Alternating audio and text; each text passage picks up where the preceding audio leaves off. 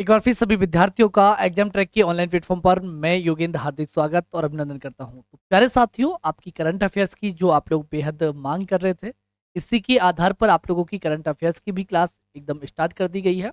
पर पहले आप लोगों के लिए ये रिकॉर्डिंग डाली जाएंगी और इसके बाद आप लोग अगर प्यार दिखाएंगे इन क्लासों पर अच्छे से, तो उसके बाद लाइव सेशन भी आप लोगों का स्टार्ट हो जाएगा। तो हो सकता है एक दो दिन के अंतर्गत आप लोगों को बैक टू बैक क्लासें मिले, क्योंकि 1 तारीख और 2 तारीख की हम लोग एक साथ नहीं डाल पाए थे। तो ये क्लासें एक साथ आप लोगों को मिल जाएंगी, इसके बाद कंटिन्यू आपकी हो जाएंगी।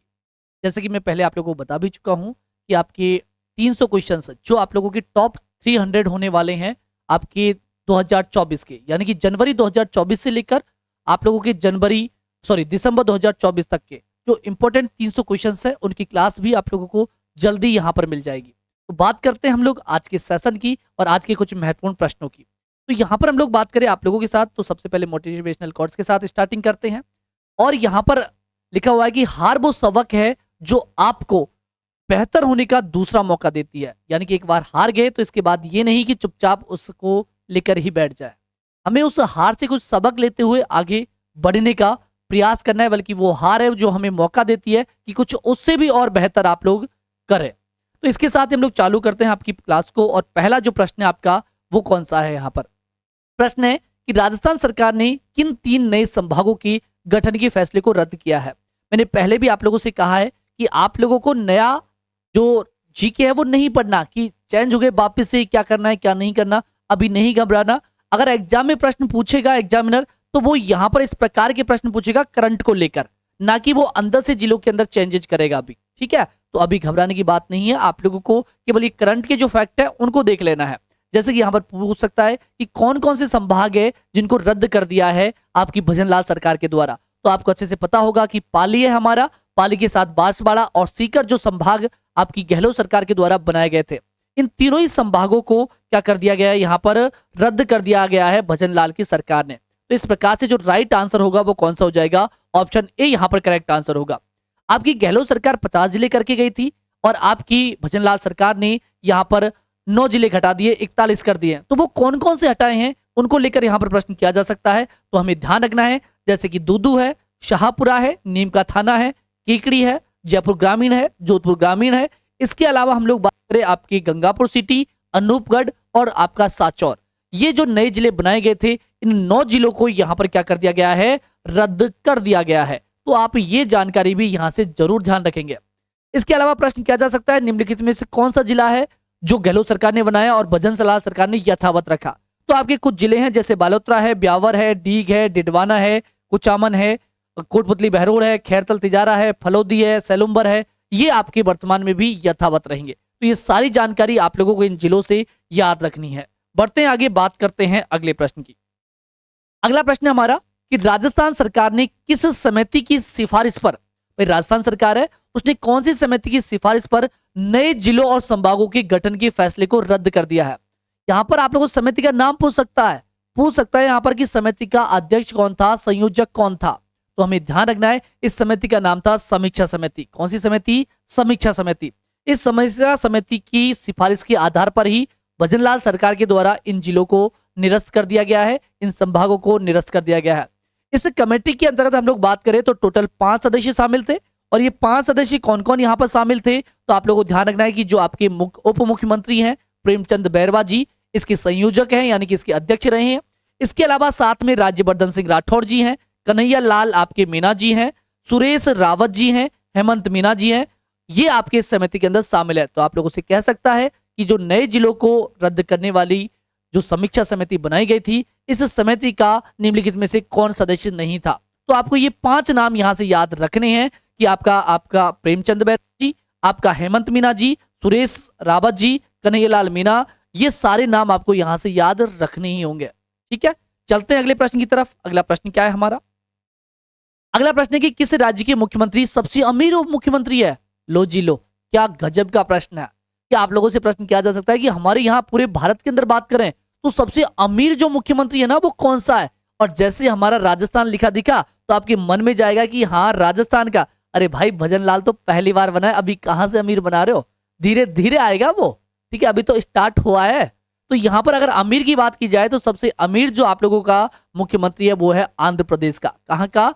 आंध्र प्रदेश का। यानी कि जो करेक्ट आंसर होगा यहाँ से ऑप्शन बी एकदम राइट आंसर होगा। पूछ सकता है यहाँ से जब अमीर की बात हुई तो गरीब की बात कर सकता है, तो सबसे गरीब जो मुख्यमंत्री है वो कौन सा है? अब फिर कहोगे भजन लाल है। ना जी ना, इतना भी गरीब नहीं है। लेकिन दिखाया जो गया है वो आप लोगों की पश्चिम बंगाल की जो मुख्यमंत्री है ममता बनर्जी, इसको सबसे गरीब मुख्यमंत्री बताया गया है और 15 लाख उसकी इनकम बताई गई है। लेकिन वैसे देखना हकीकत की तो हमारी कौन सी बात है, जो दर्शाते हैं वही हमको पढ़ने को मिलता है। तो यहाँ पर ध्यान रखना, सबसे ज्यादा पूछा जाए तो हमें आंध्र प्रदेश करना है, सबसे कम पूछा जाए तो आपकी पश्चिम बंगाल करना है। और आंध्र प्रदेश के मुख्यमंत्री एन चंद्रबाबू जो नायडू हैं, देश के अंतर्गत लगभग 931 करोड़ रुपए की संपत्ति रखते हैं, जबकि यहाँ ममता बनर्जी की जो संपत्ति बताई गई है वो 15 लाख रुपए की संपत्ति बताई गई है। ठीक है, चलें आगे अगले प्रश्न की बात करते हैं।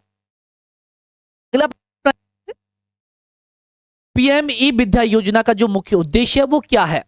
आप लोगों ने देखा होगा कोरोना के समय से ये आपकी ई शिक्षा प्रारंभ कर दी गई थी। तो यहां पर कहा गया है पीएमई विद्या जो योजना है इसका मेन टारगेट क्या था, इसका उद्देश्य क्या था? तो आपको अच्छे से पता होगा कि घर बैठे जो विद्यार्थी है उनको सिलेबस कंप्लीट करवाना, यानी कि घर बैठे छात्रों को सिलेबस आधारित पढ़ाई का अवसर देना, इसका क्या हो जाएगा? मेन उद्देश्य हो जाएगा। यानी कि राइट जो आंसर होगा वो कौन सा होगा? ऑप्शन बी यहां पर करेक्ट आंसर होगा। और आप लोगों ने देखा होगा कि लगभग 200 से ज्यादा चैनल्स ने इन चीजों को यहां पर प्रसारित किया था, जैसे कि 200 प्लस टीवी चैनल्स कक्षा 1 से लेकर 12 तक यहां पर इनको पढ़ाई करवाई थी और 247 विषय आधारित इसका प्रसार हुआ था। इंटरनेट के बिना शिक्षा के लिए समर्पित टीवी चैनल थे। दृष्टि एवं श्रवण बाधित छात्रों के लिए भी रेडियो पॉडकास्ट किया गया था। वहीं हिंदी, अंग्रेजी और क्षेत्रीय भाषाओं के अंतर्गत इनका प्रसारण किया गया था। आगे की बात करते हैं, अगले प्रश्न की बात करते हैं। अगला प्रश्न कौन सा? यानी कि ऑप्शन बी यहां राइट आंसर होगा। स्वतंत्रता सेनानी रामचंद्र नंदवाना स्मृति सम्मान समारोह में सम्मानित लेखकों में सत्य कथन कौन सा है? यहां पर कहा जा रहा है कि आप लोगों से स्वतंत्रता सेनानी रामचंद्र नंदवाना स्मृति सम्मान समारोह दिया गया, इसमें सत्य कथन कौन सा है? 2022 में सोपान जोशी, 2023 में प्रो अवधेश, 2024 में प्रताप गोपचंद्र। तो ये सारे क्या हो जाएंगे? राइट हो जाएंगे। Option D correct answer. अगला प्रश्न, अगला प्रश्न है 10 से 12 जनवरी 2025। 10 से 12 जनवरी जो 2025 है, इससे आयोजित क्रीडा भारती, जो क्रीडा भारती आप लोगों का सांस्कृतिक खेल महोत्सव था, इसका मेन उद्देश्य क्या था? आप लोगों के आधुनिक खेलों का प्रदर्शन करना, लुप्त हो चुके खेलों का पुनर्जीव, अंतरराष्ट्रीय खेलों का आयोजन। तो यहाँ पर क्या होगा? यानी कि 10 से 12 जो जनवरी 2025 से आयोजित जो क्रीडा भारती सांस्कृतिक खेल महोत्सव है, इसका मेन उद्देश्य क्या है? तो यहाँ पर ध्यान रखना, जो हमारे लुप्त होने वाले खेल है ना, इनको क्या करना? पुनर्जीवित करना। इसका क्या हो जाएगा? मेन उद्देश्य होगा। इसको जो प्रारंभ किया है वो क्रीडा भारती के द्वारा प्रारंभ किया गया है। तो ऐसा भी प्रश्न आप लोगों से पूछ सकता है। ये आने वाले जो 10 से 12 जनवरी है, इसको ये प्रारंभ होने वाला है। करते हैं आगे अगले प्रश्न की चर्चा। अगला प्रश्न है कि एक देश एक राष्ट्र, जो आप लोगों का 129वें नंबर का संविधान संशोधन विधेयक रखा गया, यानी कि एक देश एक राष्ट्र चुनाव के लिए संयुक्त संसदीय समिति का गठन किया गया। उसमें राजस्थान के किस सांसद को समिति का अध्यक्ष चुना गया है? क्योंकि राजस्थान से शामिल होता है, इसलिए बहुत अच्छा आप लोगों के लिए प्रश्न हो जाता है और ऐसी चीजें आप लोगों से एग्जाम में पूछी जा सकती है। तो ध्यान रखना है कि संयुक्त संसदीय सचिव का गठन जो किया गया है, उसमें राजस्थान के किस सांसद को समिति का अध्यक्ष बनाया गया है? तो ये बने हैं आपके कौन? पीपी चौधरी जी। कौन बने हैं? पीपी चौधरी जी। पीपी चौधरी जी का जो संबंध आता है वो पाली से आता है। ये कहाँ के विधायक, सॉरी, ये कहाँ से सांसद है? तो ध्यान रखना, ये पाली से सांसद है। वहीं हम लोग बात करें यहाँ से कि 29वां संविधान संशोधन विधेयक एक राष्ट्र रखा गया है और इसके अंदर जो अध्यक्ष है वो पाली के सांसद पीपी चौधरी को इसका अध्यक्ष बनाया गया है। सितंबर 2023 को पूर्व राष्ट्रपति रामनाथ कोविंद की अध्यक्षता में यह विधेयक रखा गया था और गठित 8 सदस्यीय उच्च स्तरीय समिति की सिफारिश को सितंबर 2024 में केंद्रीय मंत्रिमंडल के द्वारा स्वीकार कर लिया गया था। अब यहाँ से इंपॉर्टेंट क्या चीज मिलती है आप लोग तो ध्यान रखनी है कि इस बिल को केंद्रीय कानून मंत्री जो अर्जुन राम मेघवाल जी है, इनके द्वारा 17 दिसंबर 2024 को लोकसभा में रखा गया था। तो यहाँ पर प्रश्न पूछ सकता है कि एक राष्ट्र एक चुनाव, इस विधेयक को रखने वाला आपका कौन था? तो ध्यान रखना है, आपकी कानून मंत्री अर्जुन राम मेघवाल जी के द्वारा ये विधेयक रखा गया था। विधेयक का क्रम आप लोगों से पूछ सकता है, 129वां संविधान संशोधन विधेयक रखा गया है। अगली बात करते हैं, अगला प्रश्न हमारा, अगला प्रश्न है कि इसरो का स्पेसएक्स मिशन कहां से लॉन्च हुआ है? अभी अभी आप लोग देखते हैं, इसरो की बात करते हैं तो इसरो के द्वारा स्पेसएक्स एक आप लोगों का मिशन है जिसको लॉन्च किया गया है, और ये लॉन्च हुआ है श्री हरिकोटा से, यानी कि सतीश धवन अंतरिक्ष केंद्र श्री हरिकोटा से इसको क्या किया गया है, लॉन्च किया गया है। यानी कि इस प्रश्न का जो आंसर होगा वो कौन सा होगा, ऑप्शन ए एकदम करेक्ट आंसर होगा। यहाँ पर हम लोग बात करते हैं आप लोगों से, तो थोड़ा सा ध्यान देना। यहाँ पर आप लोगों को ध्यान रखना है कि इसरो के संबंध में सारी बातें यहाँ से ध्यान रखनी है कि इसरो की जब हम लोग बात करते हैं, भारतीय अंतरिक्ष अनुसंधान संगठन है, इसकी स्थापना 1969 में की गई थी। आपको अच्छे से ध्यान रखना है, इसका हेडक्वार्टर बेंगलुरु में है और यह अंतरिक्ष विभाग के तत्वाधान में आता है। इसके वर्तमान अध्यक्ष की बात करते हैं तो एस सोमनाथ जी इसके वर्तमान में क्या है, अध्यक्ष है। वही बात करें इसरो की और केंद्रों की, तो विक्रम साराभाई अंतरिक्ष केंद्र तिरुवनंतपुरम में है। तरल प्रणोद प्रणाली जो केंद्र है वो तिरुवनंतपुरम में है। अंतरिक्ष अनुप्रयोग केंद्र अहमदाबाद में है। राष्ट्रीय सुदूर संवेदन केंद्र हैदराबाद में है।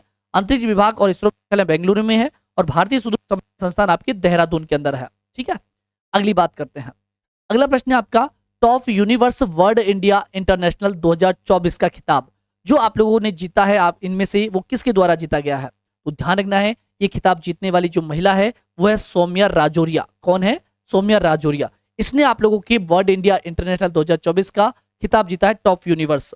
इसके अलावा हम लोग बात करें टॉप यूनिवर्स वर्ल्ड के अंतर्गत आपके जो दिव्यांशा शर्मा, इसके द्वारा क्वीन ऑफ इंडिया 2024 फिनाले में मिस कैटेगरी के अंतर्गत खिताब जीता है, जबकि मिसेज जो खिताब है वो समता जैन ने जीता है। ये दो नाम भी साथ में याद रखने, दिव्यांशा ने तो मिस आप लोगों का मिस कैटेगरी का खिताब जीता है, जबकि मिसेज कैटेगरी का जो खिताब जीता है वो समता जैन ने जीता है। ये भी बात आप लोगों को यहाँ से याद होनी चाहिए। अगली बात करते हैं।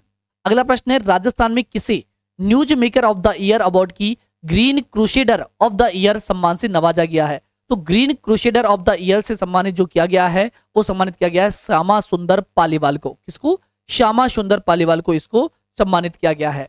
तो आज के ये कुछ करंट अफेयर्स के प्रश्न थे जो मैंने आप लोगों को यहाँ से बताए हैं। आशाएं हैं आप लोगों को अच्छे से पसंद आएंगे, और चीजें अगर पसंद आती है तो चैनल को लाइक करके सब्सक्राइब कर दीजिएगा। क्लास को लाइक कर देनी है, चैनल को सब्सक्राइब कर देना है, और नेक्स्ट सेशन में आप लोगों को जरूर शामिल होना है। तो मिलेंगे अब आप लोगों से नेक्स्ट सेशन में, तब तक ले दीजिए इजाजत। जय हिंद, जय भारत।